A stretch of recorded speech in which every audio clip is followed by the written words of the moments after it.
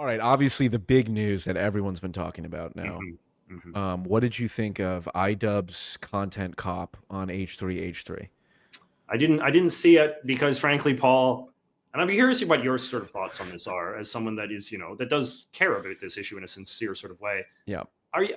I'm getting a little tired of this very important conflict sort of just playing out in the form of like influencer drama. Don't you feel like that kind of is sort of cheapening the whole thing a Yeah, little bit? you might say a bunch of narcissistic billion narcissistic Yeah. millionaire influencers who are just so socially inept and devoid of meaning in their sad lives. Probably because they don't have families and they don't seem to put much stock in that to begin with. Then they just play their drama out, and then it's from the lens of, well, it's, in the background, it's a battle of Israel versus Palestine, and this serious moral conflict, which it is. But we're going to take advantage of that, and it's like, I don't know. I've tried to think, like, does this, if you're the average American, right, and you are trying to form an opinion on the Israel Palestine conflict, what is this type of stuff? Which direction is it more likely to sway you in? It's probably in the direction of, anyone who talks about this is just a dweeb, and I don't want anything to do with it. And it's just, once again, a source of drama. Yeah.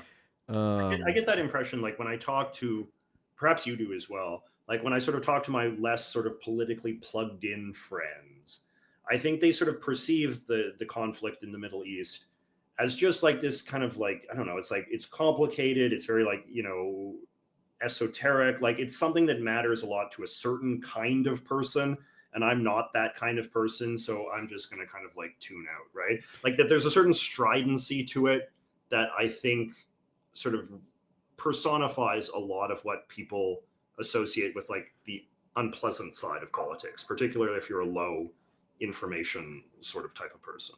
So I think that like that's it. Like I get the impression like people like they know it's like controversial. They know a lot of people have very strong opinions on it, but their own desire to kind of like avoid being judged and avoid having, quote unquote, the wrong opinions, which clearly bring hell's holy fire upon you, makes them just kind of like want to withdraw. And so I think that in some ways you could say the net effect is probably like more ignorance. True, but then there's also the element of, let's look up how many views it has right now, because Yeah. Content Cop is a very, I don't think I ever saw a single episode prior to that, and I wasn't going to watch this one if I hadn't seen like 150 videos about it, and I was like, all right, well, it's related to Israel Palestine, so let's just check it out. Yes. 7 million views in 2 weeks. 7 million. And then So it's how much does the original H3 one have? 3.4 million. Wow. So iDubbbz has more than Ethan's. Well, but this is the point of, like, it's. I mean, I don't know. Most of these this also, I hesitate to use the word normie. I don't know how much of a normie you are if you're watching Content Cop, but let's say you're normie by internet standards. Fine. Most people watching those videos are not um, super political. They're more interested in the personalities and the entertainment value. I think Yeah. this is something Brogan has talked about. It's like there's no more the death of the nice guy empire. I think it was the Yeah. death of, Yeah. like, well, I'm just gonna not talk about politics. It's like, once you have a certain platform, and given the fact that politics and technology has intersected so much, there's really no way around it. But cer- certainly the way that narcissists making it their personal drama. Also, dude, the fucking end. You didn't see the Content No, Cop? I didn't. A lesson in just sick, toxic, bitch behavior at the very end.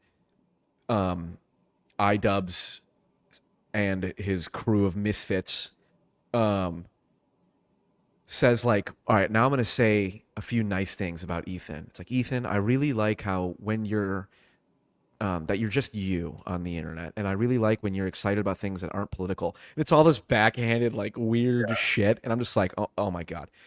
And yeah, I mean, I think so much of our political discourse is weighed down by the personal failings of the people who participate in that discourse. Hmm. And it's a very Jordan Peterson-esque point to, get your own house in order before you start talking about the world. trying to solve other people's problems and stuff. And I sympathize with that, and I fail to some degree, I'm sure. Hopefully not as much as Hasan and iDubbbz and Ethan for that matter, but I don't know. You see, you're far too much of a straight shooter. Well, gay shooter technically, but far too much of a straight edge to be associated with these type of people, right? I mean, you never really got swept up in that storm, right? Although, as you brought to my attention, Hasan himself was talking about me. Yes, right. Hasan is Gay actually liberals that something Republicans would think is too woke, which is true. You are too woke. Actually, you're not woke. You're just left wing brained slightly too much. I feel like when I'm around left wingers, like when I'm around like woke people, I feel you're pretty anti woke. I feel pretty on edge, like, because I feel like I'm being judged, I'm saying the wrong thing and that kind of thing. And I'm gonna arrange a debate between you and FD signifier. Does that work? Is FD he's like, I didn't watch your conversation with him, I'm sorry to say, Paul, but we're the one person who I hope watches all my videos. I'm trying to watch as many as I can. I know, I'm just kidding. That's fine. The fact that you watch any is an honor, to be honest. I don't know. Well, thank you. OJJ. But was FD, in your course of your conversation, was he ever like bothered or offended by anything you said?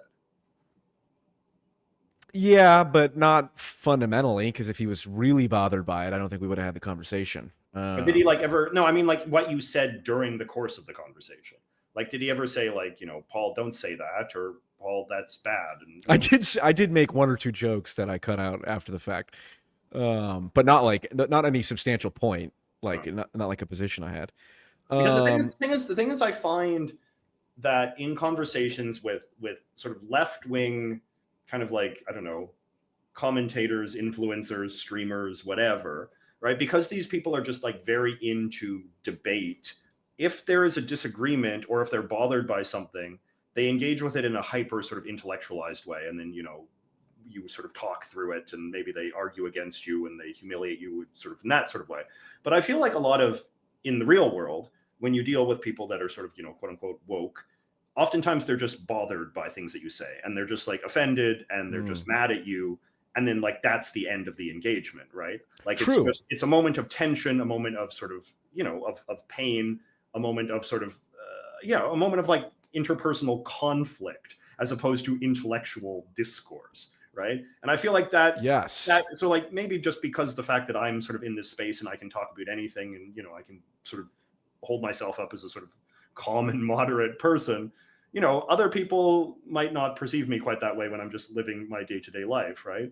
And so people are bothered by me. And, I've definitely been around people that are like very left wing and very woke. And I feel like you have to be on eggshells because you're going to constantly say the wrong thing that's going to offend them in some way. And then they'll hate you for the rest of your life. Right. And then relationships will fall apart. I've been in that situation before. Right. Where I've lost friends because, people have been bothered by some tiny thing I've said or done or how I've acted. Right. Oh, yeah. I personally had, one of the key points I'm always trying to hammer home is no one is just a disembodied voice talking about politics on the internet, right? We are people who carry with us all of our background, all of our relationships, and all of our personal experiences, and that colors everything we talk about. And for me, with like the whole Israel-Palestine issue, I have family that went down the anti-Semitic rabbit hole, and so that's partly why I believe it's such an important issue. There's other reasons as well that I could talk about later in a different video, but with like the woke stuff, it's like I had a group of friends, the hipsters, who I would call them, who some of them just turned into fucking like just,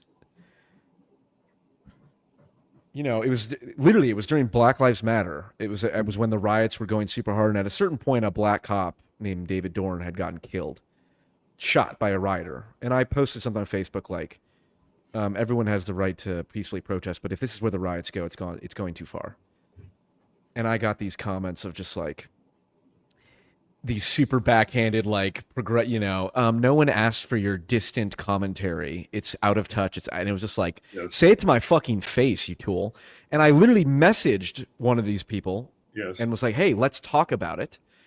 And he was like, I can't. I'm busy for the next couple. I was like, oh, I see. So you literally, it isn't about discussion. It's about Yeah. I'm right. I'm going to browbeat you into believing it with backhanded, catty remarks and all this shit. Yeah. And well, it's part of the reason I started my fucking YouTube channel. I was like, I'm not going to sit here and hide behind a keyboard. I'm going to put my face on video and sound like an idiot, very clearly, instead of trying to hide behind Facebook comments. But it's because of that experience with those progressives that I'm very much like, I'm very sensitive to, I like woke left-wing extremism in terms of the pathological personalities that involves. Yes. It usually involves people who are very intelligent and who manipulate other people who are less intelligent. Like, for example, well, abolish the police doesn't really mean abolish the police, despite the fact that those fucking bills were passed, and the police departments were cut, not just like funding moved around, police funding cut,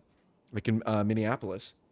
So there's people who say that, but then if you say, well, law and order, well, that means white supremacy. That's a racist. So I see. So abolish the police doesn't really mean abolish the police. Law and order doesn't really mean law and order. It's just, and it's however well you can rationalize it, and that disgusts me. And part of the reason I'm so I believe a defense of intuition and vibes based analysis. Oh, he muted himself. Whoops. There you go. Hold on, you're still muted. Paul, we cannot hear you. Did you unplug your microphone or something? How about now? Oh, were you doing a bit, Paul? No, I was not. Oh, I hit the. That would be a good bit. It would be. I do good bits. Yeah. No, but I mean, like, but the point is, like, and I think this goes back to what you were saying about, like, normies and the Israeli-Palestine thing, right? Is like there are so many sort of trip lines in today's society. If you're somebody who is not super fully literate in politics, in political culture, either on the right or the left, right? And so I do think, like, a lot of people, their inclination is to just check out and to just like not talk about a lot of subjects, because it just seems like a path to having people hate you and judge you, just for very minor things, just for tiny slip ups and stuff like that. And that's just like, I don't know, it's a tough way to live. It's like, it's an intimidating sort of culture to inhabit. Yeah. When there's a lot of important things that ordinary people feel frightened to discuss. And I don't even mean like talking about them in like some super edgy, like right-wing sort of way, the way that like your typical right-winger speaks when he says you can't talk about anything anymore. Like, I'm not talking about like the Bill Maher kind of like perspective. I'm just talking about or like, Dave Chappelle, right? Yeah, famous right winger Dave Chappelle. I'm just talking about like your average guy on the street who might want to be a little bit engaged or might want to share his like very like casual opinions on things, but then is just very intimidated by the smarter set who are much more judgmental and much more sensitive to people that are is insensitive as they perceive it. And then so as a result, like there's just becomes big issues where people just do not want to engage, do not want to learn, do not want to talk about, because it just seems like this horrible minefield. And I do think the Israeli-Palestine thing is sort of up there with, some of the racial justice things, some of the LGBT things, a whole bunch of sort of topics of this sort, which are sort of like now kind of grouped into this bundle of like the no-go zone, like just do not dare to tread into this field. And then, just kind of resigning it to sort of people who yap about these kinds of things for a living, including people like you and me, and then the activists and, the politicians themselves and, a certain small class of journalists and that kind of stuff, which then results in a kind of, I think in some ways that has a sort of anti-democratic sort of consequence where political conversation is just being concentrated in a sort of like smaller elite. Well, interesting. First off, there's a couple things. You're the Joe Rogan of the Canadian left. No, I'm not, Paul. I couldn't even get Pierre to go. Oh, I know. Yeah. Do you want to condemn them publicly, and we can? I tried my best, Paul. Clip this up. And I retweeted it. I had this whole theory, Paul, that I was going to get Pierre to come on my show, on my channel, I should say, and that by getting Pierre to come on, and I'm on good terms with Pierre. I've met him several times. We've chatted. You thought you were on good terms. I thought I was on good terms with Pierre. Anyway, I invited him. I actually spoke with his like communications team, and they're like, yeah, we love you, JJ. We'll happily go on your show and blah, blah, blah, blah. Then they just ghosted me. And then so I was just like, okay, well, that sucks, because my whole sort of theory of the case was I was going to get Pierre. He was going to come on early in the campaign. I was going to have a good conversation. And then I was going to be like, well, you know, Prime Minister, you can come on too. Jagmeet Singh, leader of the third party, you can come on too. You know, I'm an equal opportunity offender, you know, this kind of thing. Because then it would be sort of like, well, why didn't Carney go on, you know, like the Kamala, you know, Trump kind of thing. Not to put myself in the same league, but I think that's a decent theory of the case. You get one figure and then the other candidates are likely to show as well. But instead, Pierre didn't come, so I got no one. And I had no interviews with anybody. And now my relevance is lower than ever, and Mark Carney is going to execute me. So that's where I stand. No, that thing spiraled so quickly. They did, just because Pierre I know. ghosted you. It's never been more over for old JJ. Well, I mean, well, first off, if you did interview Pierre, how many views do you think you'd get out of curiosity? It's a good question. 100 or 200K maybe in the long form. To 100K, I think I could get like at least 500,000. I would think with an interview. Really? Yeah, I think so. My Canada election videos are doing pretty well. Like my video just announcing Carney's when he took over after Trudeau resigned, like that video got like 300K. So I think like exclusive because Pierre didn't do much media, right? Like neither did Carney for that matter. Like they, you know, Canadian politics is compared to American politics is just very conventional, very uncreative, very unambitious. And the kind of, I think not just me, but I think a lot of Canadian political observers thought that Pierre certainly would take a page out of Trump's playbook and do a lot of sort of like new media kind of stuff. Because, you know, there's a lot of Canadian figures out there, not as big as in America, but, you know, there's enough that if he wanted to do the podcast rounds and the YouTube rounds, he could have done it. But instead he didn't. And he preferred to just communicate through rallies and press conferences and television advertisements. So, and, you know, I don't know if that played a huge role in his losing, but, you know, clearly the strategy didn't win. He had. Interesting. So. How was it? I didn't see. Was it a close election? It was pretty close. Carney got, I think, like 43% of the vote, and then Pierre got like 41% of the vote. So it is fairly tight. Interesting. I need to keep in mind that you are pretty famous for internet micro celebrity standards. We discussed this via text. No one's. Although, how many times do you get recognized? Like, if you just walk around Toronto, for an hour, how many times will you get recognized? I don't know. Like, you know, probably twice or so. I mean, the other day I was walking. Pretty good, still. I was walking around with Greg, and I got recognized, I think, 5 times. So it does. Wow. It depends on the day, right? I think the most I've ever had in one day has been like 10 times I've been recognized. But Jesus. But I mean, according to Hasan Piker, I'm a PF Jung.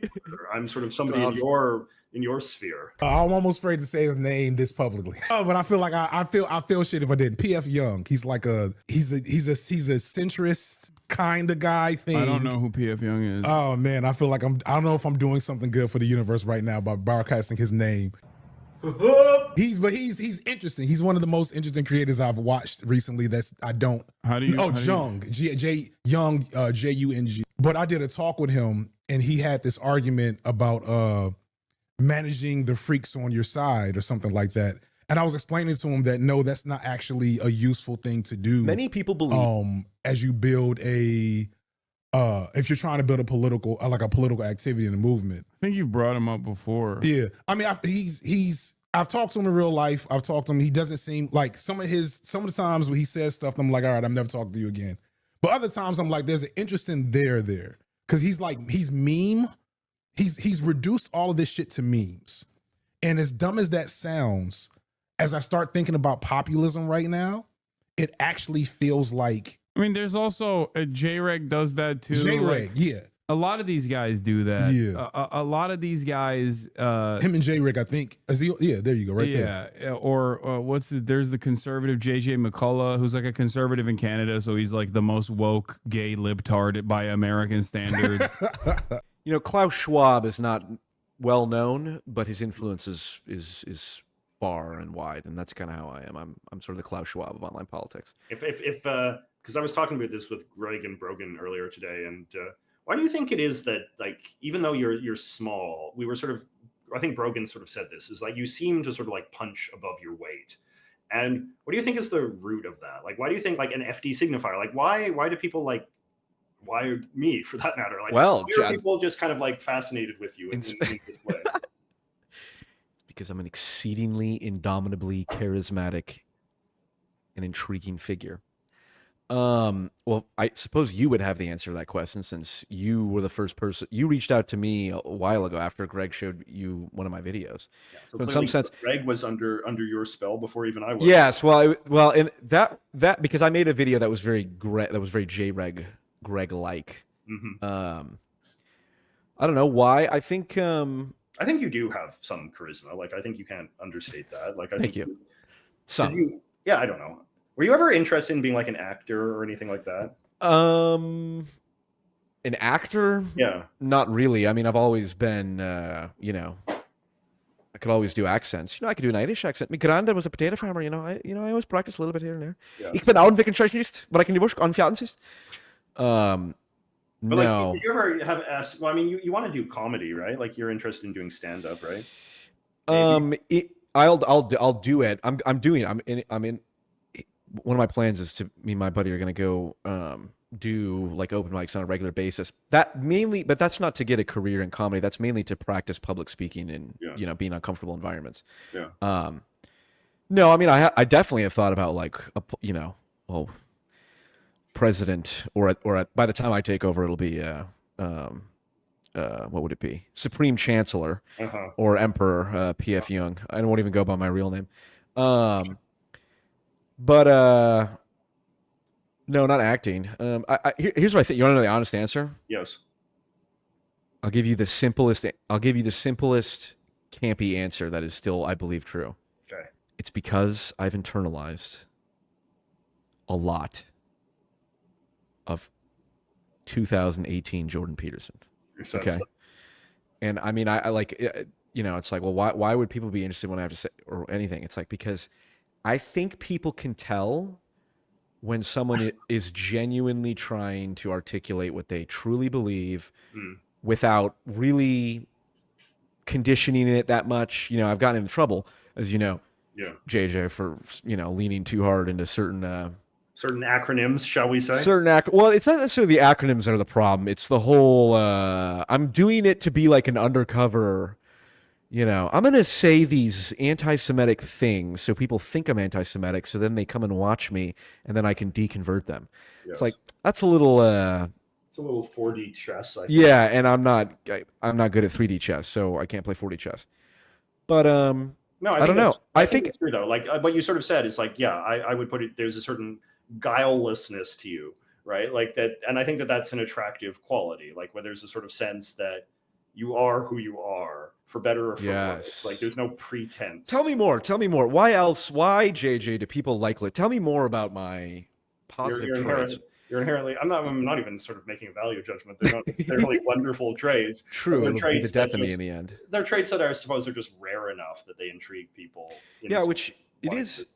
Yeah, my fellow content creator. I hate that fucking term. I can't believe I refer to myself as that. Oh my god, it's the Austin pollen is already in the air. I'm calling myself a content creator. Yes. Rowan made a tweet about there's some kind of thing. I don't know what it's called. It's called like a fallacy or it's not a fallacy. It's a phenomenon where you always vastly overestimate how much other people know or have the same background knowledge that you do on any given subject. Like the idea that, for example, like you should just say what you honestly believe to be true and not like here, never lie. Yes. Like there are people I think who are like, no, like Destiny has said explicitly is like, after talking to me, he's like, well, what you've proven, Paul, is that I need to lie more. I need to lie and manipulate more to get people to, I'm like,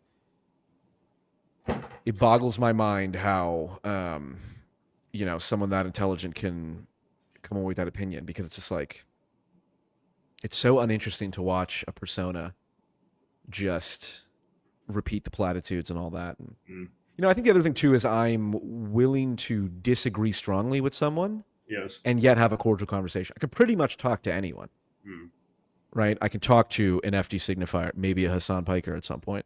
Or a Andrew Wilson or a Nick Fuentes or something like that. It's like I'm willing to have an honest conversation with anyone. But that is a controversial part of you, I would say. Oh. Yeah. Yeah, I'm not necessarily that I do. Part of you, I would say. Correct. I do. Yeah. And to be clear, that I do understand. Like, how come everyone isn't willing to talk to like Nick Fuentes or Hasan Piker? It's like, that I understand, but just the general approach of just don't lie and just say what you believe to be true as best as you can and see what happens. Yeah. I think it's just a lot of Jordan Peterson. The struggling through it, I think, is perhaps because when somebody is, I don't know, when somebody is sort of like uncertain or, a little dopey, as you sometimes admit to being, it invites a certain interest in that person because it suggests that they're still, flexible and that, people can still have an influence on you and maybe correct misconceptions you've had, somebody that presents or ostentatiously claims themselves to be open-minded and persuasive by logic and facts as you sometimes do, as you often do. Yeah, and I'm observing, how things progress on my channel and making decisions and adaptions. Go ahead. Here's a question that just popped into my mind. Hit me. Okay. What have you learned from me, Paul, in our many years? What have I learned from JJ? Yeah, like what sort of influence have I had on you? Let me think for a moment. What have I learned? Because this is me calling your JJ bluff, McCullough, Paul, right? Because no one you have spent more time yapping with than me, right? And so certainly. If you are truly an open-minded, sort of type of figure who is just sort of susceptible to good arguments, surely I've made a good argument or two in our many years together, Paul. So surely I've affected your thinking in some way. Yes, you certainly have. I don't view things as you made, you meaning you or anyone. I don't view things as, well, this person made a good argument.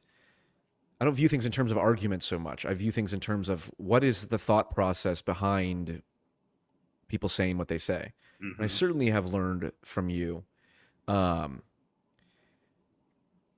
that facts are important and, being informed about certain because you and I would talk a lot about political topics, even just like the Canadian election type stuff. Yeah. That in order to even begin to have those type of conversations, you have to have a threshold level of factual knowledge that is relevant. And for me, like it is a and we've talked about this before. Autismophrenia. You are more on the autism side of things, and I'm more on the schizophrenic side of things. And I've learned to appreciate that difference more and understand that my flaws. I did the same thing that Jordan Peterson ended up doing, which was like, well, I'll just talk about everything and just, because it's really just the thought process that matters. And there is some truth to that. Like, going back to why people are interested, it's like, well, I'll tell you what my thoughts are on any given issue. Even if I don't know that much about it, I'll say, I don't know much about it, but here's what I believe. And also I'm willing to go argue with like someone like a Destiny, even though I know I don't have the facts, just to learn what the facts are. And then I can go back and review it later. But yeah, with you, I don't know. It's so much, JJ. It's like, what have you learned from your parents? It's like, it's so hard to say, That's a good save, Paul. Yeah, right. Well, if nothing is coming to mind, and you can say, so many things, really. Yeah. It's like, what's your favorite verse in the Bible? There's just so many. Okay, Paul, let me put the question back to you now, JJ. In your as an old aging elder, yes, one of the things that comes with your wisdom is you can be a bit stuck in your ways. Not you particularly, but like you as someone who is old and decrepit. Yeah.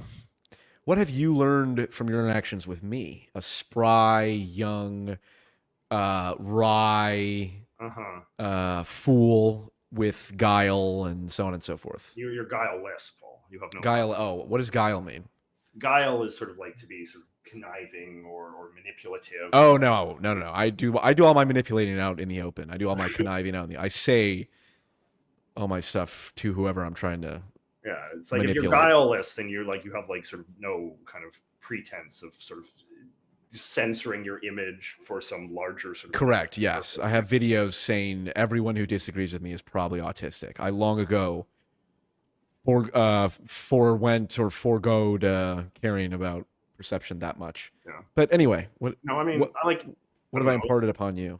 Like you've definitely I've learned more about sort of like the world of online commentary and debate people, and these live streams. Like it's a whole sort of world that I wasn't really as deeply aware of before. Sort of you. No, but characterologically, how have I affected who you are as a person? And your perceptions of the I world? think it's good. Like, I think you've sort of made me, like, in some ways, probably like more patient. Like I've sort of developed, I don't know, like I've developed skills for like how to deal with a sort of like, younger person who maybe I disagree with. And I don't know, to the extent that I'm interested in younger people, younger men, and sort of talking with them and being in a sort of mentor type relationship with them and that kind of stuff. And, like there's certain muscles in that department that I've been able to exercise with you, just kind of like learning what is the most constructive way to sort of communicate with somebody who has the characteristics that you do. In some ways you're very confident, but in some ways you're very ignorant. And,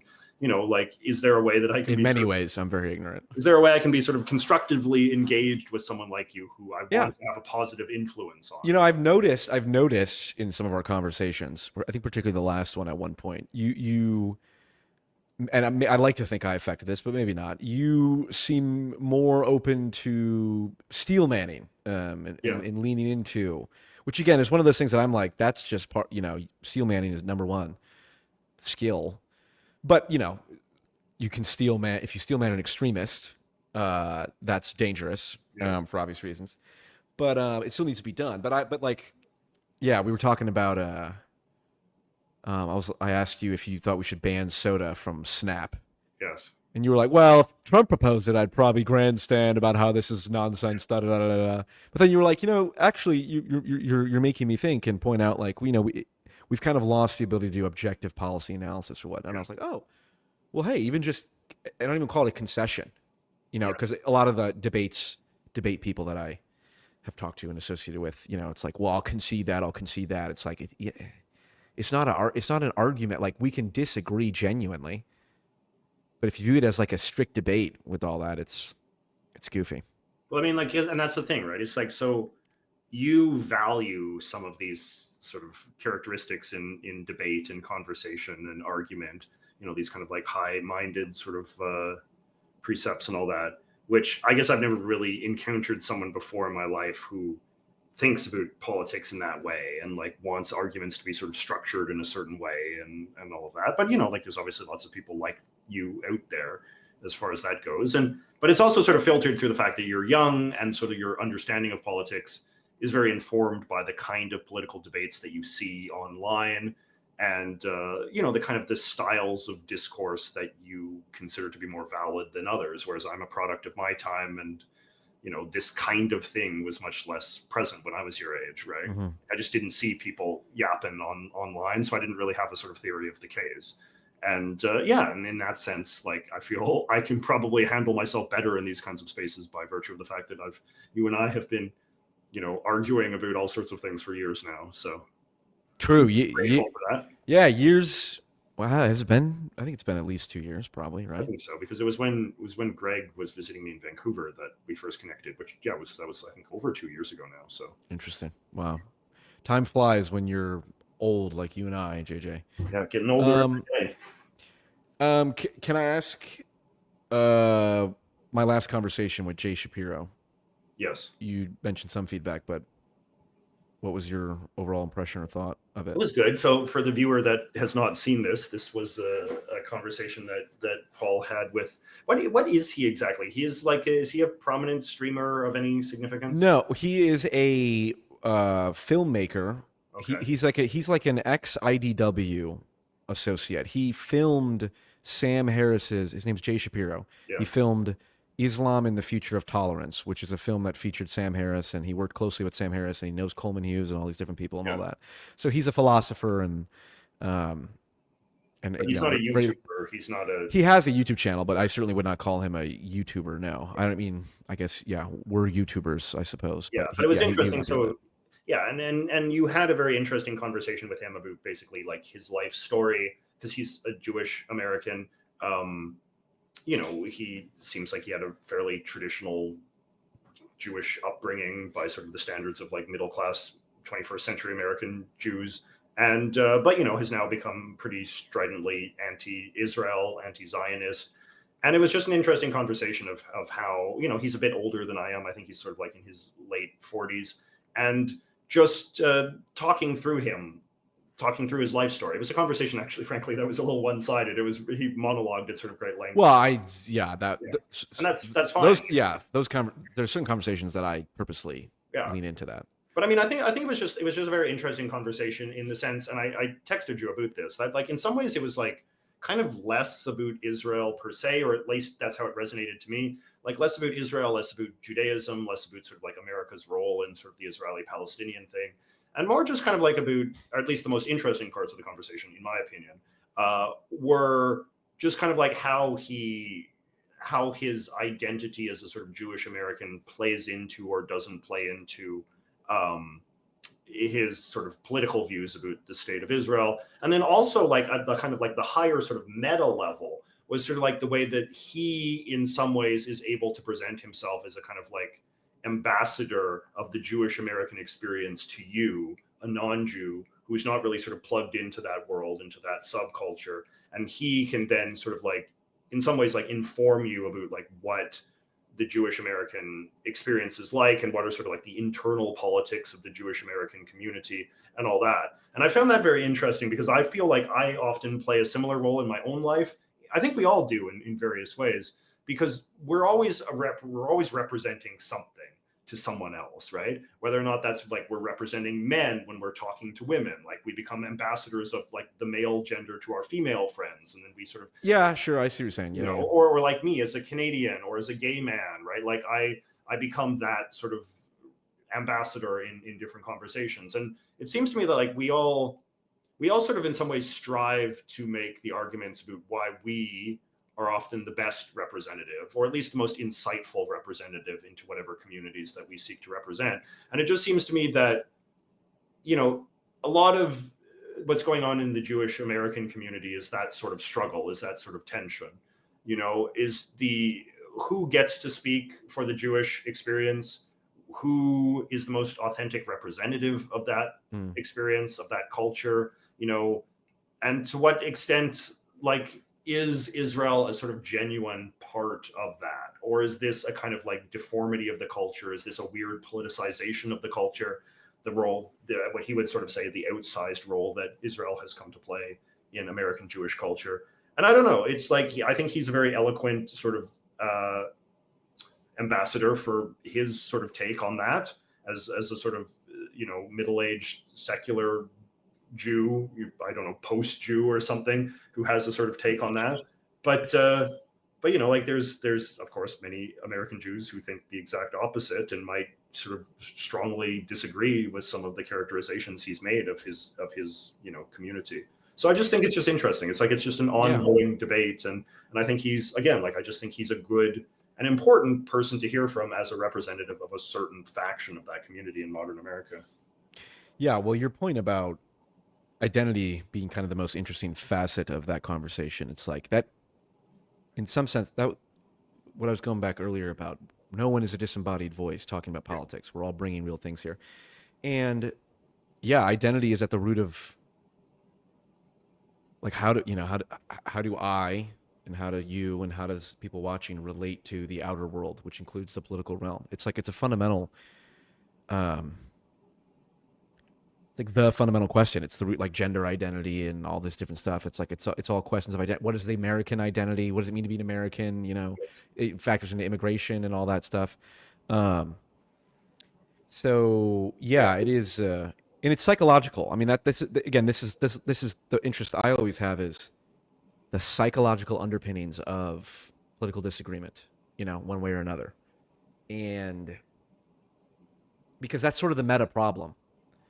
Right? Like there's individual problems. What should our tax policy be? What should our policy on immigration be? What should our policy towards Israel be? But the meta problem is, how do we go about solving political problems, right? And I'm much more interested in the meta problem. I don't know, somewhat out of like aesthetic interest maybe, you know, it's like a kind of a hopeless endeavor in some sense. But I don't know. Yeah, I think. Go ahead. No, I just think that it's useful to have those kinds of conversations where you can.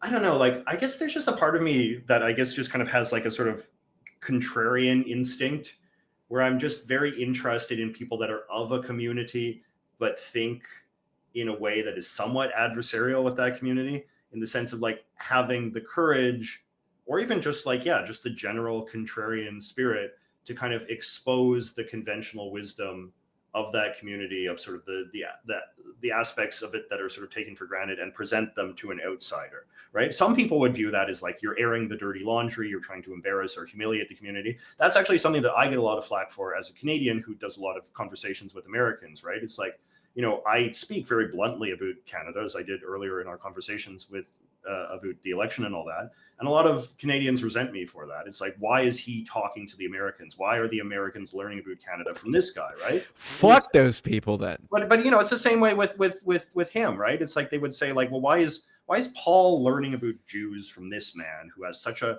you know, radically unrepresentative sort of opinion relative to the rest of American Judaism, right? This is the woke kind of group identity thinking mindset, which is not to say that collective identity is not relevant and group dynamics are not real and it's not important to be part of a group and all that. It's like, but you know, it's just like,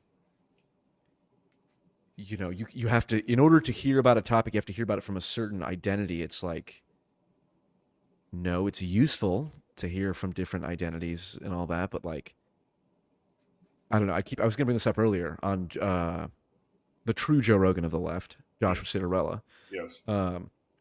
He had, who I listen to every podcast that he puts up now, and he had one professor on, who, this Indian guy, who basically, I think he's Indian, or it's probably racist. He's brown skinned. South Asian. Yeah. Sorry. Forgive me. But he was like, if you could not imagine, you could not come up with a better left for the capitalist class than the woke left DEI type people, because they distract from the real issue, which is class, you know, and that's capital. Such a tendentious take, though. I don't like it's such that. A what take? It's very tendentious. Like, it's the, please define. Could you use it in a sentence? Tendentious is sort of like, I don't know, just like very sort of predictable and something that you hear a lot, and you know, it's yeah, from the right, but when it's coming from the left, it's no, I mean, like, it's more a tendentious argument that you hear a lot from a sort of very strident, like, you know, kind of more Marxist-y kind of leftist who wants politics to be about a sort of clash of material interests, right? And if you believe that politics, which it should be more. I don't know if it should be. I mean, that's one perspective, right? Like, and the whole point of sort of, you know, as you know from studying sort of woke postmodernism and all the rest of it, like the whole reason why that arose as a sort of theory of politics is that they would sort of say that the rigidly sort of class-driven materialist version of politics leaves a lot of people out of the conversation. Yeah, they actually call it vulgar Marxism, is when they focus too hard on like, oh, it's just factory worker versus capital. That's too narrow. You have to expand it to. Because then it's sort of like, okay, well, what about like a black single mother? Like, where does she sort of fit into this? She's a political figure in American life, and you know, she doesn't rigidly fit into a, you know, capitalist versus workers kind of. Here we go. Woke JJ explaining intersectionality after trashing it. No, I mean, it's not an illegitimate argument. No, I know. I get your point. And there is, you have to take an enlightened centrist perspective on it, of like, well, you can go too far into the it's just class, it's just vulgar. Oh, who is it? And then you can go too far. Greg. Too far into the side character Drake. It's me. I'm a side character. I'm here to liven things up for the audience. You know, when I come in, everyone says, "Well, that's fun. Isn't that novel?" Yeah, that's I like his irreverent attitude. Yeah. JJ, I texted Greg. I said, "Get in here. It's getting boring right now." He's talking about taxes and stuff or something. What happened? Greg is one of our I got the call. It's one of the most beloved PF Jung orbiters. It's true. Yes. Yeah. The orbit is growing. We were discussing the Hasan Piker Cole. The content cop. Yeah. No. We were talking about the fact. Yeah, the big Hasan shout out. The Hasan shout out that we all enjoy. Hasan Piker mentions us. Yeah, you said your name too. It's incredible. Wow. We're making it. I know. Incredible. You know, when I was a kid, this is what I always said I wanted to become when I was old. That Hasan would say my name. Yeah, I want Hasan Piker to go, I don't know who PF Jung is. PF Jung. That's pretty good, Hasan. It was truly admirable.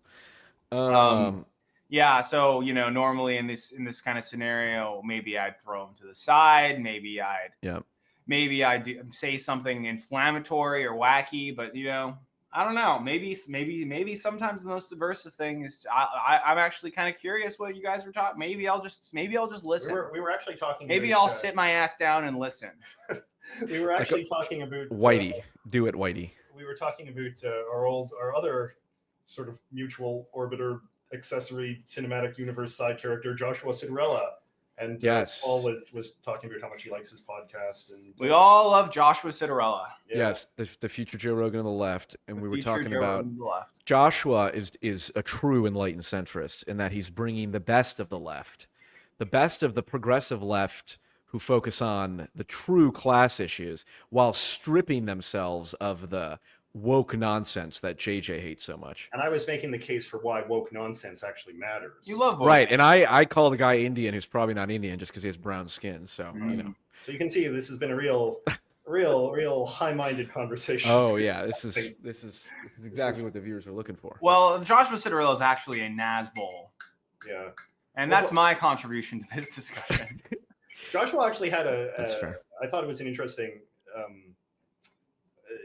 He on his Instagram story the other day, like somebody had said, "Is this a left-wing podcast or a right-wing podcast?" And Joshua responded, "Yes." Yes. I can't tell. I don't know. It's all so tiring. It kind of is.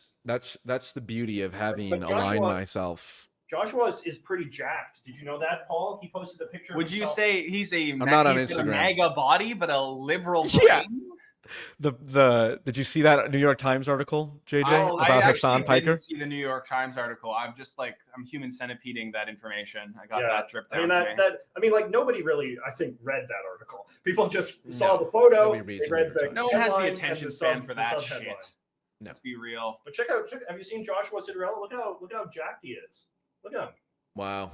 That's Joe Rogan on the left right there. Right? That's an essential character. If Josh, I think people kind of intuit that Josh is going to be like the top 10 podcast in like a couple of years. And but Joshua is so high-minded though. I think he's too smart to have the kind of appeal that a Joe Rogan or what do you think, Paul? Yeah, he does. His interviews are structured interviews, which are good.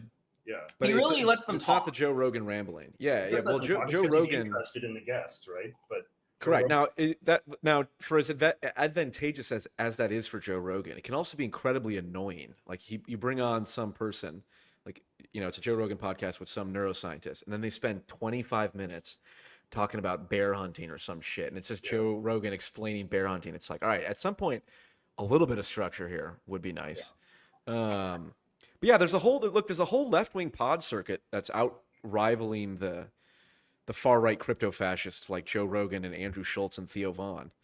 And Joshua Cinderella's gonna be in there. Bridges, Not So Erudites podcast. I don't know if you're popular thriving podcast Bridges. Isn't Bridges like one foot in the grave? Thriving podcast Bridges. Well, one of its members is 1 foot in the grave, or I guess not the grave. The great opinion. Hey, although, did you see that CJ and FD Signifier were on it the other day? Of course, everybody, we're all just 1 degree removed from all of these beloved characters. This is really close enough to taste. What is the cinematic universe called, by the way? What is this called? I don't know, the Poliverse. Yeah, that's good. I like that one. I like that. I'll take it. It's fine. Did you see? I'm sorry, this is getting so insular in our conversation. No interest. The more meta, the better. We're at the point where all the viewers who are really interested in the meta stuff, we have them now. So let's keep going. Well, I can't stay for much longer because I do have to do some editing myself. That's fair. We were talking earlier about beloved J-Reg theory of autismophrenia. Yes. Did you see the video that the English guy made?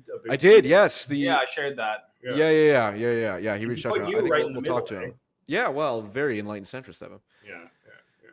So that's fun. So it's like the influence of the Pauliverse cannot be understated. Yes, the PF Universe is growing and growing. Someday we'll have a PF Jung PF Jung con. Yeah. I think it's a good habit to call ourselves the orbiter of the smallest person in this orbit. Yeah, it's very egalitarian. That's a good principle. Yeah. Just like how That's fair. Jupiter and all of the other planets, they orbit the Earth, right? But then why not call it the Roniverse, really? The Roniverse, because he's even smaller. Is he small? I don't, but I haven't met him yet. So who's true? Who's Rowan? This? Oh, Rowan. Yeah. That's fair. He's got more viral videos. One of your more autistic viewers can make a nice little mind map of who knows who and how many degrees away. Like, how many degrees away are, say, you from Joe Rogan, Paul? I'd be curious to know. How wide do we have to go through the web of connections? You're one degree. Yeah, because Kurt Metzger has commented on a couple of my videos, and Kurt Metzger is a comedian that Joe knows pretty well, and he's been on a couple times. I don't know if commenting rises. It has to be like a That's fair. All right. Fair enough. All right. I don't know. Yes. Yeah. It's gotta be. Paul, you muted yourself again.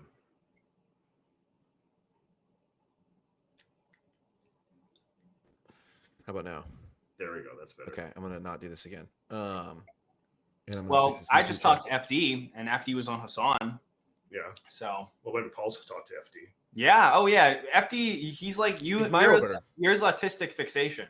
Yeah. I've never seen a guy so autistic about a white man. I know. He said he's interested in interestingly scary white guys, and I was like, well, that's good because I'm interested in interestingly scary looking black guys, FD. So there, it works out.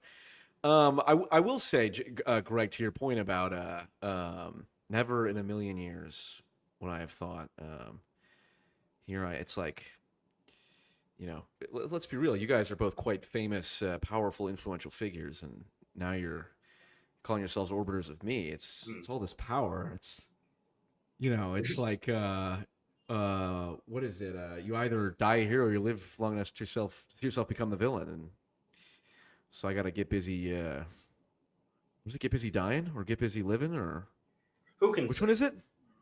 Well, I do think busy. Surely we can agree on that. Yeah, that's fair. Let's get busy. Well, philosophically, Greg, didn't you point out that the greatest piece of art will be one where the artist kills himself? It's like a performance, and then at the very end, the artist kills himself, right? It's the ultimate sacrifice. Right? Yeah, the live show should become a dead show.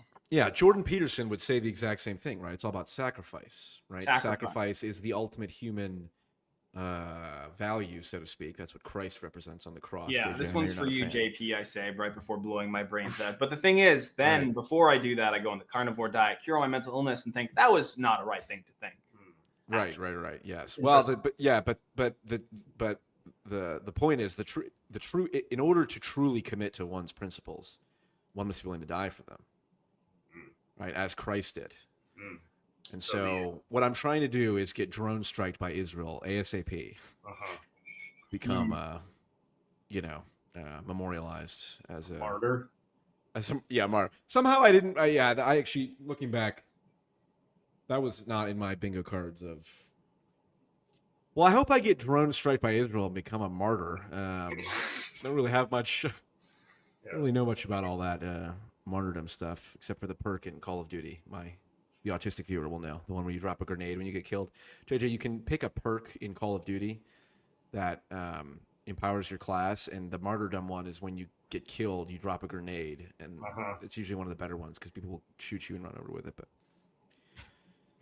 But now you know. Oh, okay. The more you know. Well, guys, anything else coming to mind right now? I have to chastise you for dropping Zog. That was all a bit, Greg. I was joking. That was We're so back. I'm seeped in my own irony. No. Listen, I'll tell you. You want to know my wake up moment? Sure. I had told Destiny on principle I'm not going to call someone a Nazi, just because it's so overplayed and all that. And then I saw someone who I follow on X, because I follow a wide variety of people, including detestable people. But I don't follow like this guy. Yes, JJ being the prime example. But I followed this guy who I had talked to before, and he's certainly far right, no doubt. But I was like, oh, at least he's like he's not frothing at the mouth, it seems.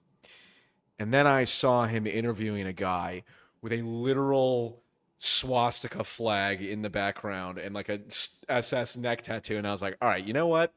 Some people are Nazis, and so I'm gonna have to eat what I said to Destiny and be willing to call people Nazis. Because well, I'm okay with that. I think you should just say maybe like the Zionist force within the government that is controlling policy. Yeah, or I'm gonna say NOG. Find a new instead. acronym for that. NOG, non-occupied. Wait, what was it? Say it again. The what? The Zionist force within the government that is controlling political policy for ends that are detrimental to the goys. How about that? We like that. We're good. DTG, detrimental. Dude, this is so detrimental DTG, bro. To the goys. DTG. DTG. No neo-Nazi has ever used that term before because it's so idiosyncratic. So, what do you think, JJ? Passed the smell test? I think it's time to end the stream. That's fair. Well, you assume we'll workshop it. We'll workshop it. Yeah. I'm sure there's some acronym that JJ will be like, oh, that's right. That's cool. Yeah. Get it in a Funko Pop, tattooed on a Funko Pop or something, put in the back. A Zog Funko Pop might change his mind. True. This is also not streaming, JJ. This is the magic of live editing, which is so. For example, I can say. I was gonna say the N-word actually, but I felt that would be poor taste. Yeah, I would say so. even though I would edit it out.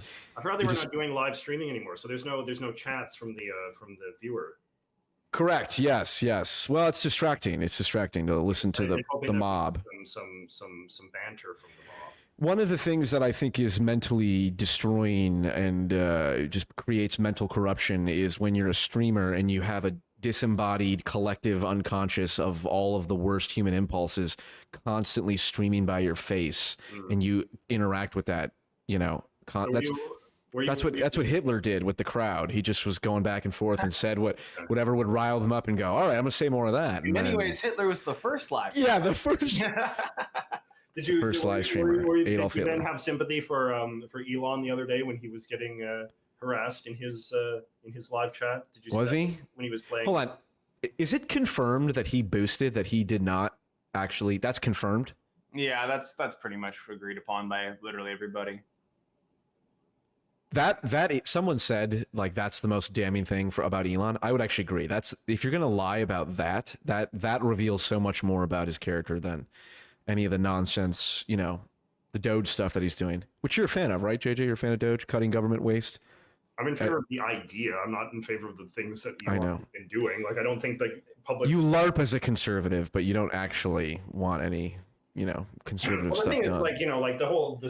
The Elon theory of government waste is just completely unsupported by fact, right? Like the biggest problem in sort of the budget deficit is not USAID, right? It's not delivering like AIDS drugs to Africa. I love how you pick that's the example. How about the 2.5 million for DEI programs in Serbia? Well, like, do you know? Okay, we don't need to get into this. I know we need to get into this. Actually, I have a better question. Yeah. Greg, JJ asked me a truly inspiring question. He said, Paul, what have you learned from me, wise old JJ? And I spouted off an immemorably amazing answer that, by its very description, I can't recall. Greg, how would you answer that? What have you learned from our old friend, wise old JJ?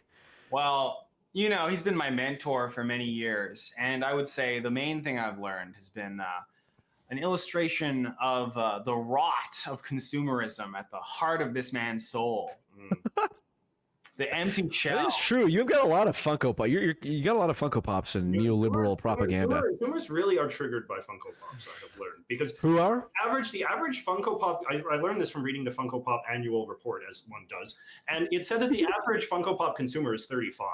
So it's like Funko Pops are very much like something that sort of men of my generation consume. And for some reason, I think having the existence of like a cultural product that is not for the Zoomer is very triggering to It's an affront. It's an affront. They just can't handle it. They cannot handle the existence of a cultural product that was not designed for their consumption. You can tell he's been triggered because he's saying the Zoomer in the same way he would, the Jew, the Jew or the Indian. You know what? This is the Zoomer question. I recently learned. I'm learning stuff every day from JJ. Yeah. Especially when he's in the area. A recent thing he told me is that, if you want to sound really like archaically racist, you say the Indian or the Jew. Yes, the Anglo. Yeah. And that's really been stimulating for my racist mind. So. Nice. Yeah. The single it out. What was I gonna say? Something. Say, thanks for coming, because JJ's got to go edit his video. Yeah. That's fair. Anything interesting going? Okay. JJ, we talked about this. You can't do that hand signal anymore. Okay, it means white supremacy. Oh my god. Sorry. In my That's fair. Oh. In my culture, this means it's all okay. In my culture, this means 666. It's a mark of the devil that Satanists use to communicate with each other. All right. Well, I'm going to screenshot this and make this the thumbnail of the video.